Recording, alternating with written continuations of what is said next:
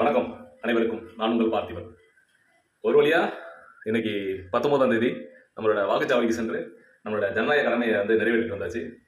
So என்னதான் சட்டத்திட்டங்கள் நடைமுறையில் இருந்தாலும் அதெல்லாம் மீறி அதற்கு அப்பாற்பட்டு நடக்கின்ற செயல்களை எந்த ஒரு திட்டத்தாலும் எந்த ஒரு நபராலும் தடுத்து நிறுத்த முடியவில்லைங்கிறது ஒரு வருத்தமான விஷயம்.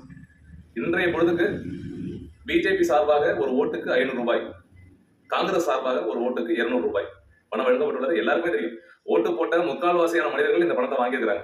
வாங்கலன்னு யாரும் சொல்ல மாட்டாங்க, கேட்டீங்கன்னா தெரியும்.